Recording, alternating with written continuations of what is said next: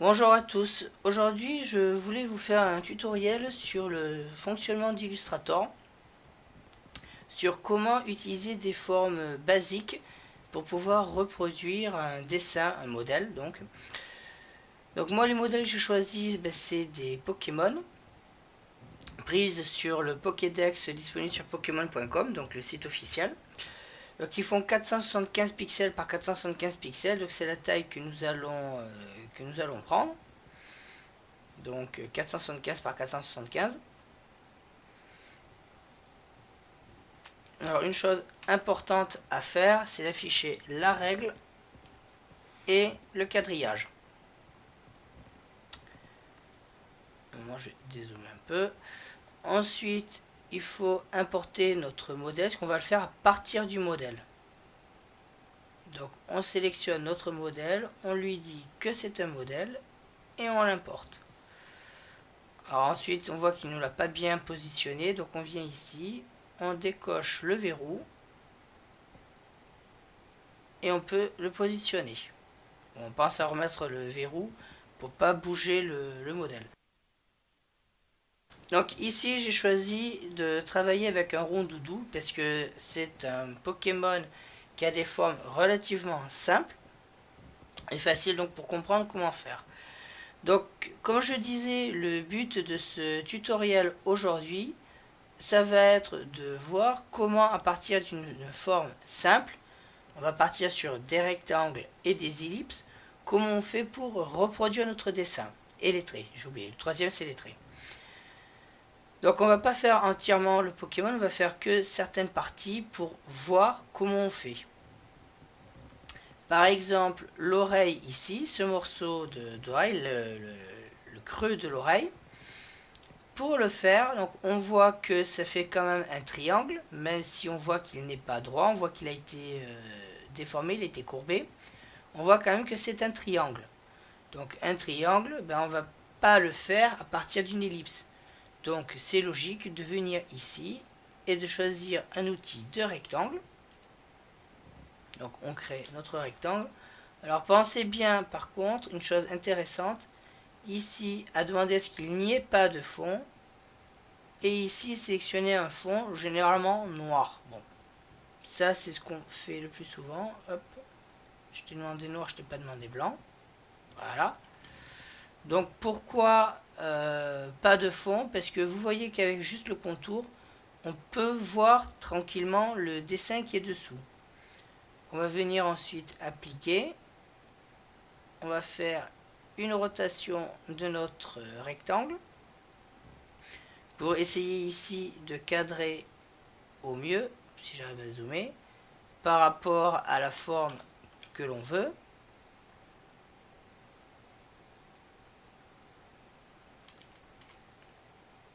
Voilà. Ensuite, on vient ici prendre l'outil de sélection directe qui permet de sélectionner directement les points. On va venir prendre un des coins que l'on va mettre ici. Donc à l'endroit où on a le haut de notre triangle. Et le deuxième coin concerné au même endroit. Afin qu'on ait bien justement un triangle. Si on zoome un peu plus, voilà, on voit qu'on a un triangle. Bon, même si c'est pas parfaitement positionné, voilà. Donc là, on voit bien que effectivement notre forme c'est bien un triangle dont on a besoin. Donc on vient ensuite sélectionner notre triangle et on va lui demander ici que nos points d'ancrage soient arrondis. Donc on va le faire sur les deux dont on a besoin, ces deux points d'ancrage là. Donc du coup, on a maintenant ici des poignées. Donc on vient sélectionner notre point d'ancrage et on va pouvoir modifier les poignées avec Alt pour ne modifier qu'une seule des poignées. Si j'arrive à la sélectionner. Voilà. Et on va modifier donc notre courbure en haut, en bas, à gauche et à droite pour essayer de reproduire au mieux notre dessin. Alors si j'utilise pas Alt, bon, là je l'ai utilisé avant, si je n'utilise pas Alt, ça peut modifier l'autre courbure. Donc il vaut mieux utiliser Alt pour s'assurer qu'on ne modifie pas. Donc on vient ici jouer sur nos poignets. Alors des fois il faut comme là jouer avec les deux poignets. Il faut surtout pas hésiter à venir jouer avec deux poignets opposés pour ici reproduire notre dessin. Donc là maintenant si on regarde notre triangle, on voit ici déjà au bout que on a donc joint deux points d'ancrage pour former notre triangle et on ne les a pas modifiés, donc on ne lui a pas demandé à avoir les poignées sur les points d'ancrage. Donc on ne lui a pas demandé d'arrondir, on lui a demandé que sur celui-ci. Et celui-ci, ce qui a permis de déformer ici, ici et ici, c'est tout, il n'y avait rien besoin d'autre à faire. Et pouvoir prendre la forme nécessaire. Si on dézoome, on voit qu'effectivement, on a bien la taille nécessaire. Alors après, ce que l'on n'a pas,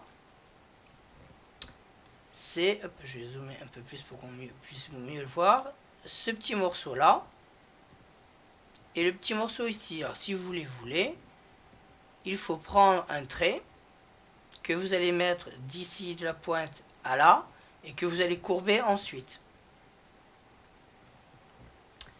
La bouche. La bouche, pareil, on voit que c'est une forme arrondie, sauf que ça va d'ici à là, c'est tout. Il n'y a pas de partie supérieure, donc on ne peut pas utiliser par exemple une ellipse. Parce qu'il faut que vos traits soient toujours en train de joindre les autres.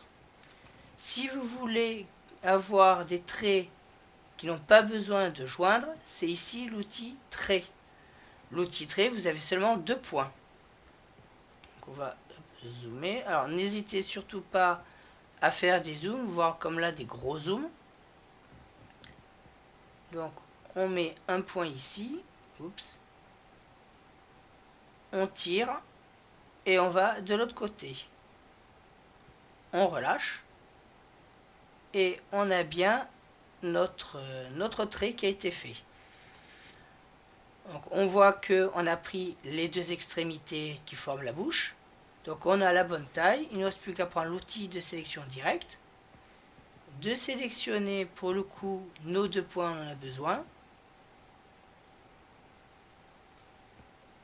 Et de lui demander de courber. Ensuite, on vient jouer avec nos poignets, tout simplement. Pour ici reproduire la forme. Donc il est important de bien comprendre que quand on a plusieurs points, il faut qu'ils se joignent. Il faut toujours que les points soient rattachés. Ce qui fait que ici, avec le trait, comme on n'avait rien d'autre, c'était bon. D'ailleurs, quand on dézoome vraiment, on voit vraiment la bouche de notre Pokémon. Alors que ici, pour l'oreille, il fallait que les trois points joignent. Donc là, on prenait une forme rectangle ou une ellipse et on la déformait ensuite suivant les besoins. Donc si on veut faire les petits morceaux ici, c'est un trait qu'il nous faudra modifier. On va prendre maintenant ici cette espèce de mèche de cheveux ou je ne sais pas trop ce que ça représente. On voit ici, là et là qu'il y a des trous, c'est pas grave. Éventuellement, on s'en occupera plus tard. On voit que c'est une forme qui est globalement arrondie, donc on va prendre une ellipse. Alors je vais la faire assez grande. Hop. Donc ne pas hésiter à retailler comme ça après votre forme. Donc pas la peine de chercher dès le départ à faire la forme parfaite. Ou la taille parfaite, disons plutôt. Vous faites globalement Et après, vous retaillez comme ça, suivant les besoins. Donc là, moi, je vais passer sur l'outil de sélection directe. Oups. Sélectionner mon point. Et par contre, le déplacer. Pareil ici. Oups. C'est juste le point que je veux déplacer. Pour essayer d'avoir une forme qui soit globalement celle que l'on désire.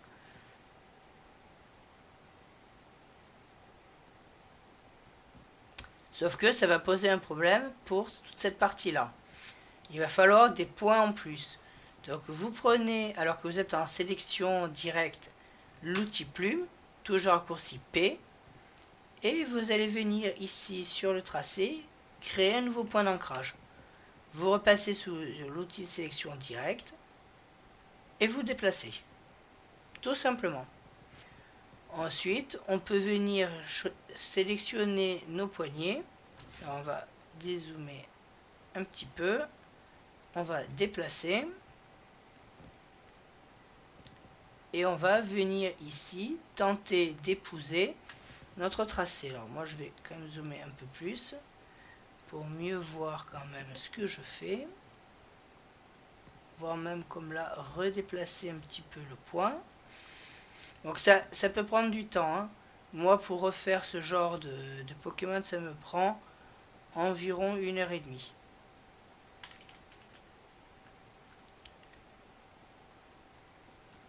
Hop. Et hop.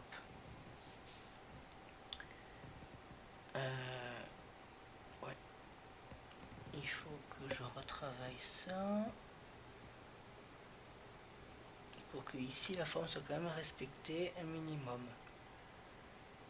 Vous voyez que ça peut prendre quand même, du temps. Surtout qu'on n'a pas choisi une partie facile. Mais c'est vraiment pour justement vous montrer tout ce que l'on peut faire entre guillemets sans difficulté.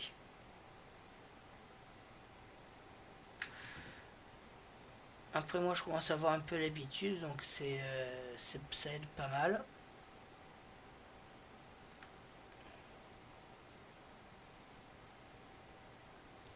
Hop. Je trouve pas la poignée, elle est là. Je sais pas si je suis bien sur le tracé, oui c'est bon. Alors d'ici, on va modifier cette courbure.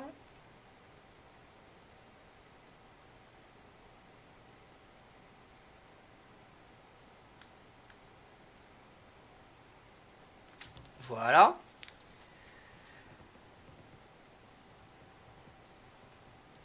En prenant sur ce point d'ancrage, on va les modifier ici. Alors après, techniquement, on peut tout faire avec l'outil plume. Vous créez point par point, mais ça peut être plus long. Pas forcément plus difficile, mais ouais, plus long. On va plutôt le faire comme ça, et lui, on va le remonter un peu vers le haut. Non. Je voulais essayer d'épouser un peu mieux, mais là, il me faudrait, dans ce cas-là, un nouveau point d'ancrage. On va pas s'embêter à le faire, ce nouveau point d'ancrage, c'est pas grave. Donc là, on a globalement notre forme. Par contre, on voit comme des bosses. Mais c'est pas grave. On vient sélectionner ici notre point. Et ici, on va lui demander de nous l'arrondir. Voilà. Ça permet justement, en créant d'autres points, mais là tout est automatisé, de pouvoir justement retrouver un certain arrondi qui suit justement correctement le tracé pour que ce soit plus facile. Plus facile, pour que ce soit mieux fait, disons. On dézoome et on voit que globalement, effectivement, l'espèce de... Qu'est-ce que j'ai fait, moi? Qu'est-ce qu'il me fait? Il m'a pas gardé les... Ah. Pourquoi il m'avait perdu la config en route? Donc bon, on voit que le tracé n'est pas parfait. Il manque ici le petit morceau.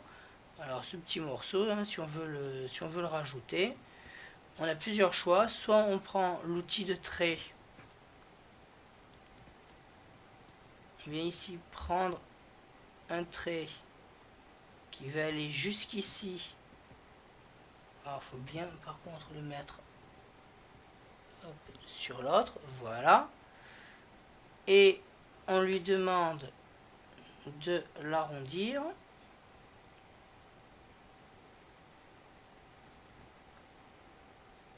Voilà. Et là, dans ce cas-là, on peut reproduire. Donc là, on a bien effectivement notre mèche. Pour ici, ben, à cet endroit-là, on n'est pas censé avoir un tracé. Ben, on peut le faire autrement. On peut prendre une nouvelle ellipse. Alors celle-là, on va mettre par exemple, pour l'exemple, en rouge, le contour. Pour mieux voir, on positionne ça au mieux. Voilà. Tout simplement. Et on va venir utiliser la pipette. Alors la pipette, je ne sais plus où est-ce qu'elle se trouve, ici. Pour choisir cette couleur. Et puis voilà. Là, on n'a plus de... On a la couleur de fond. On n'a plus de contour. Et maintenant, ici, on fait la même chose. Sauf que on va quand même remettre notre contour noir. Noir, j'ai dit, pas blanc, andouille.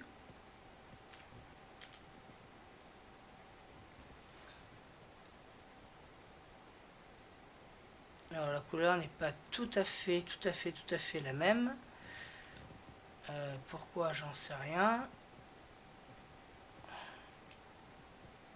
Voilà, maintenant on peut lui demander de retirer notre contour. Voilà. Donc là maintenant, bon après c'est vrai qu'on voit le cercle. Donc là ça choque. Mais une fois que vous avez le dessin de la tête avec la couleur et compagnie, ben on se retrouve finalement bien avec l'espèce de mèche de cheveux sans ici le trait. Bon, c'est une petite astuce si vraiment vous voulez respecter ça à la perfection. Et pareil, si vous voulez faire par exemple ici pour le dégradé de couleur, ben vous allez prendre avec les ongles, vous allez refaire un tracé qui aura un contour transparent, qui sera par-dessus votre contour général, et qui aura en fond la dite couleur.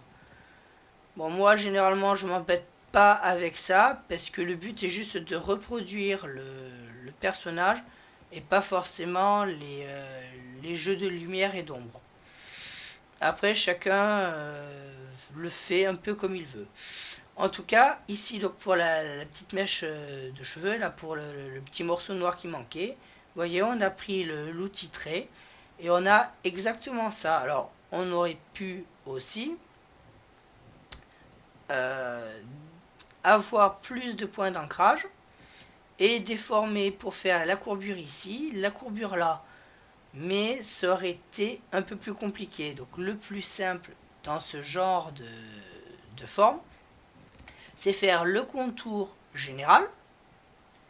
Une fois qu'on a fait le contour général, avec éventuellement ici le petit décroché comme on voit ici, comme on l'a fait, et après les petits trucs comme ça, ben, tout simplement on prend l'outil trait et on rajoute tout simplement ce qui manque. Pour les pieds, c'est pareil, vous allez prendre une ellipse, pour la main une ellipse, pour les yeux, bon, on voit que c'est des ellipses, etc. Donc tout simplement, vous prenez votre forme de base et vous la déformez. La question, c'est toujours de trouver quelle forme de base on va modifier. Par exemple, pour ici l'oreille, on voyait que c'était un triangle. Forcément, un triangle, ben, on le dérive de quoi? pas d'une ellipse, mais d'un rectangle. Donc, vous prenez un rectangle, on fusionnait deux points d'ancrage que l'on mettait donc l'un sur l'autre, ce qui ne sont pas fusionnés non plus. Ça formait bien notre triangle.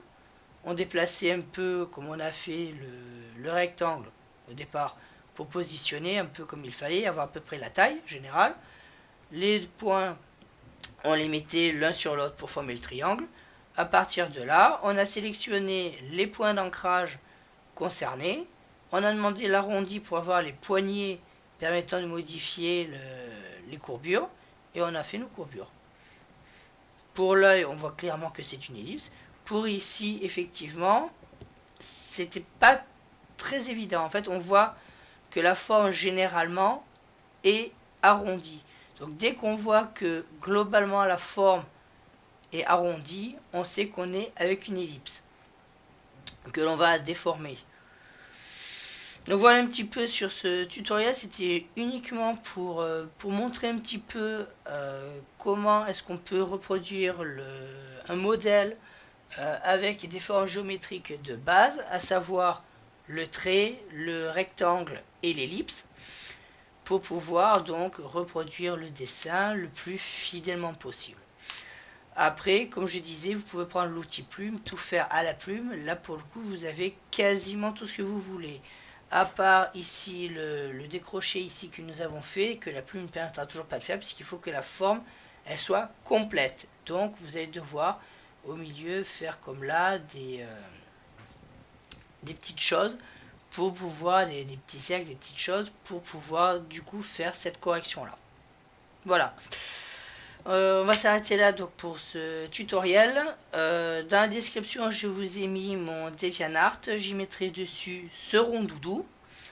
Donc que je n'ai pas encore fait, que j'ai sorti là juste pour le tuto. Donc moi je vais le faire intégralement. Alors avec peut-être les petits morceaux comme ça, mais pas les jeux de lumière par contre. Donc vous aurez dessus le rond doudou ainsi que d'autres Pokémon que j'ai réalisés. Donc si j'ai bonne mémoire, Pikachu et Galvaran. Ainsi que Pikachu, je sais plus, mais en tout cas je me souviens que j'ai fait Galvaran, j'ai fait Aspico. Il y aura en plus ce rond doudou. Donc vous avez en description mon DeviantArt pour pouvoir donc voir ce que je fais donc sur Illustrator. Donc là je fais beaucoup les Pokémon puisque je suis très fan de Pokémon. Mais vous pouvez le faire avec un peu n'importe quel modèle. Après, une petite astuce pour ceux qui sont intéressés à devenir plus tard autonome, c'est-à-dire ne pas avoir besoin dessous du modèle. Ben, par exemple, vous créez ici des points de repère avec votre modèle. Puis ici, vous venez vous cacher votre modèle. Par rapport au point de repère pour la forme que vous voulez faire, ben, vous allez reproduire votre forme.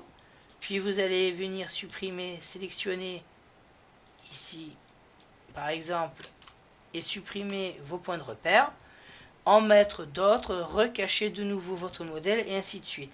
Quand vous en avez vraiment l'habitude, que vous avez été du coup capable de voir à peu près les formes, comment elles sont constituées et vous repérez surtout sur votre grille, d'où l'importance d'afficher la grille et la règle, vous pourrez à terme avoir votre modèle à côté de vous et non pas dessous et reproduire votre forme, voire même avoir le modèle en tête, mais là il faut avoir une excellente mémoire pour pouvoir se rappeler vraiment des différentes formes et reproduire ensuite entre guillemets à main levée, sauf que c'est avec des formes de base, votre dessin. C'est un conseil que je donne si vraiment vous voulez apprendre à faire ça, parce que si vous essayez dès le départ sans le modèle, vous allez certainement vous y casser les dents, à moins que vous ayez déjà naturellement du talent là-dessus, ou que vous ayez déjà appris à le faire. Voilà, donc ce sera tout pour ce petit tutoriel. Donc on va s'arrêter là. Si vous avez apprécié comme d'habitude, n'hésitez pas à commenter, un pouce bleu, à vous abonner, à partager sur les réseaux sociaux. Voilà, dites-moi par contre dans les commentaires si vous souhaitez d'autres tutos sur Illustrator ou Photoshop ou autre. Alors Photoshop, j'ai quand même très peu de connaissances, je maîtrise un peu plus Illustrator. Mais si vous voulez donc des tutos sur Illustrator ou Inkscape pour son équivalent gratuit, et sur quoi sachant que si vous allez me demander de dessiner un logo, ça va poser souci, je ne sais pas dessiner un logo. Si vous regardez les logos que j'ai fait pour la chaîne, j'en ai fait quelques-uns, ils sont pas terribles.